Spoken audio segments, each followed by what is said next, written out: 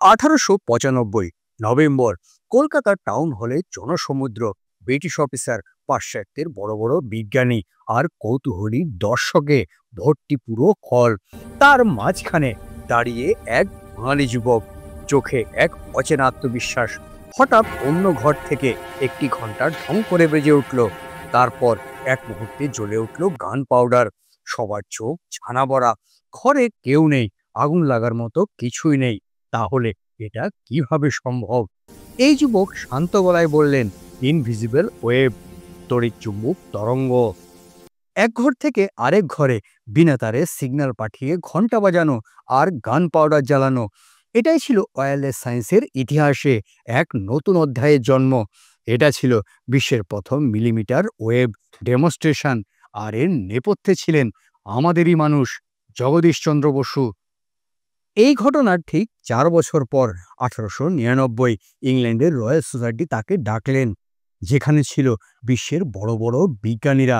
আর সামনে ছিলেন এক সাহসী বাঙালি, যিনি আবারও দেখালেন তরঙ্গ দিয়ে তথ্য এক স্থান থেকে আরেক স্থানে পাঠানো সম্ভব। আজ আমরা ওয়াইফাই, ব্লুটুথ, 5G যে টেকনোলজির উপর পুরো পৃথিবী দাঁড়িয়ে, তার প্রথম শিকড় খুঁজে পাওয়া যায় সেই দিন কলকাতার টাউন হলে। কিন্তু তার এই গল্প এখানেই শেষ নয়। গাছেরও জীবন আছে, এটা বৈজ্ঞানিকভাবে প্রথম প্রমাণ করেন তিনি, নিজের বানানো ক্রেস্কোগ্রাফ যন্ত্র দিয়ে। আরও বিস্ময়কর বিষয় হলো, ধাতু এবং ক্রিস্টালও জীবন্ত টিস্যুর মতো প্রতিক্রিয়া দেয়, এটা প্রথম দেখিয়েছেন তিনি। ক্রিস্টাল ডিটেক্টরের উপর ভিত্তি করে পরে জন্ম নেওয়া ডায়োড, সেমিকন্ডাক্টর, আর সেখান থেকেই তৈরি হয় আধুনিক মোবাইল প্রসেসর চিপ। বাংলার এক বিজ্ঞানী একাই বদলে দিয়েছে ফিজিক্স, বোটানি, ওয়্যারলেস টেকনোলজি। তার নাম জগদীশচন্দ্র বসু, একজন ভুলে যাওয়া প্রতিভা, যার ছায়া আজও রয়েছে আমাদের প্রতিটি মোবাইল, প্রতিটি ওয়াইফাই সিগন্যাল, আমাদের চারপাশে প্রতিটি জীবনের মধ্যে।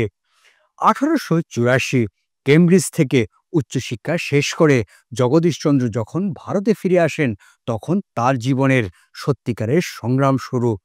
প্রথমে হেনরি ফসফেট এবং পরে ভারতের ভাইসরয়েস লর্ড রিপনের সুপারিশে প্রেসিডেন্সি কলেজে চাকরির সুযোগ হলেও সেই সময় ইম্পেরিয়াল এডুকেশন সার্ভিস, যা পুরোটাই ইউরোপীয়দের দখলে ছিল। সেই সময় প্রিন্সিপাল চার্লস টনি এবং ডিরেক্টর অফ এডুকেশন আলফ্রেড ক্রেফট একজন ভারতীয়কে নিতে মোটেই আগ্রহী ছিলেন না। কিন্তু বোস পিছিয়ে যাননি। 1885 সালে জানুয়ারি তিনি অস্থায়ী অধ্যাপক হিসাবে যোগ দিলেন। তবে এখানেই বাদে আরও এক সমস্যা। সেই সময়ে ভারতীয়রা ইউরোপীয় অধ্যাপকের তুলনায় বেতন 2/3 পেতেন।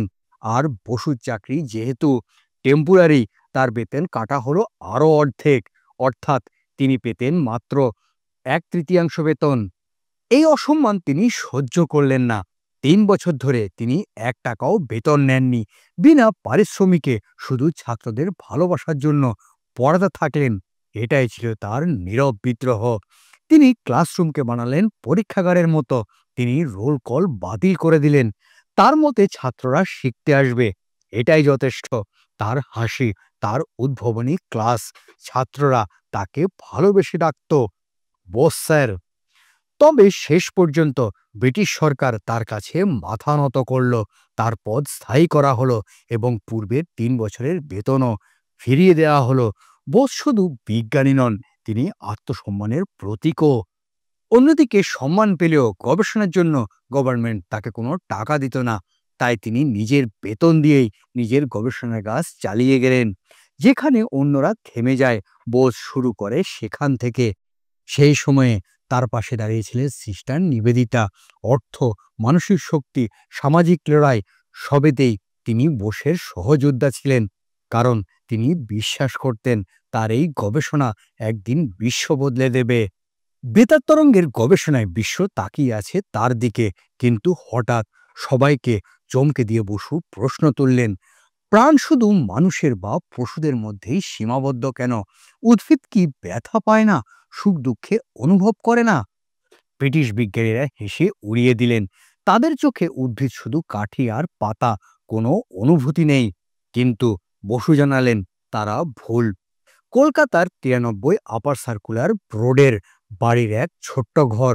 বসু সেটিকে বানিয়ে ফেললেন আধুনিক বিজ্ঞানের গবেষণাগার। পাতলা ধাতব তার, অ্যালুমিনিয়ামের পাত, রাসায়নিক দ্রব্য, সূক্ষ্ম পরিমাপক, দিনরাত পরীক্ষা নিরীক্ষা। তার লক্ষ্য উদ্ভিদের অতি সূক্ষ্ম সারা ধরতে পারা। অবশেষে জন্ম নিল সেই কিংবদন্তি যন্ত্র ডিস্কোগ্রাফ। এই যন্ত্রটি গাছের বৃদ্ধি মাপতে প্রাপ্ত 0.000001 ইঞ্চি পর্যন্ত। এই এক নিখুঁত যন্ত্র। সেই সময়ে পৃথিবীর কোনো বিজ্ঞানীর কাছে এটি ছিল না। এর সাহায্যে বসু দেখালেন উদ্ভিদেরও নার্ভ লাইক সিগন্যাল আছে। আঘাতে তাদের ইমোশন চার্জ হয়। আলো, সঙ্গীত, তাপ সবকিছুর প্রতি তারা প্রতিক্রিয়া দেয়। মানুষের মতো স্ট্রেস এবং শক অনুভব করে। London royal society. একটি গাছের ডাঁটায় একটি ক্ষুদ্র ইলেকট্রিক শক দেওয়া হলো। উদ্ভিদ তীব্রভাবে সাড়া দিল। হলঘর চুপ, সবার চোখে বিস্ময়ে স্তব্ধ। ব্রিটিশদের বহু শতাব্দীর ধারণা 1 সেকেন্ডে ভেঙে চুরমার।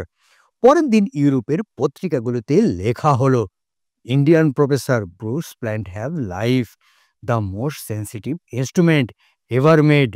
বিশ্ববাসী প্রথম জানল উদ্ভিদদের অনুভূতি আছে।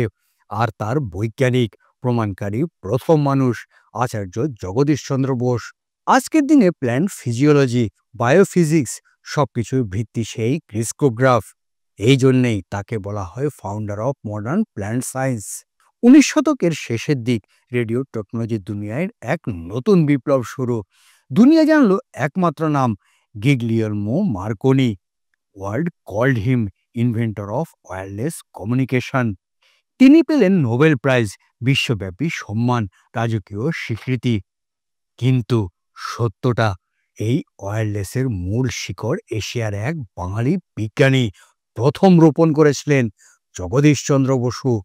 1895 সালে গান পাউডার ইগনিশ করা সেই টাউন হলের ডেমনস্ট্রেশন ছিল শুধু ইঙ্গিত।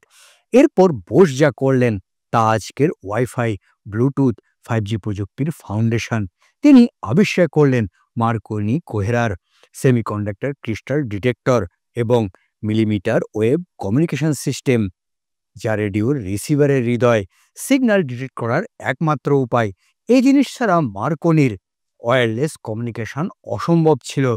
But shocking truth, Bose never patent his invention. Marconi বোসের গবেষণা জানতেন। ব্রিটিশ গবেষণাপত্র এবং রয়্যাল সোসাইটির মাধ্যমে তিনি পেয়েছিলেন অ্যাক্সেস। এবং মার্কনির ট্রেন অ্যাটলান্টিক রেডিও সাকসেসে ব্যবহৃত হয়েছিল সেই কোহেরারের প্রযুক্তি, যেটা আবিষ্কার করেছিলেন বোস। কিন্তু ঐতিহাসিক রেকর্ড, পুরস্কার, নোবেল রিকগনিশন সব মার্কনির নামেই লেখা হলো। কারণ বোস বিশ্বাস করতেন বিজ্ঞান সবার, এটি ব্যবসা নয়। তিনি বিশ্বের সামনে তার ইনভেনশন এবং তার সকল ডিজাইন ও ডাটা উন্মুক্ত করে দিয়েছিলেন। পেটেন্টের খেলায় তিনি ছিলেন না। আর সেই কারণেই লোভী দুনিয়া তার কৃতিত্বকে অন্ধকারে ঢেকে রাখল। যদিও সায়েন্স হিস্টোরিয়ান আজ স্বীকার করেছেন বোসই ছিল ফাদার অফ ওয়্যারলেস সায়েন্স।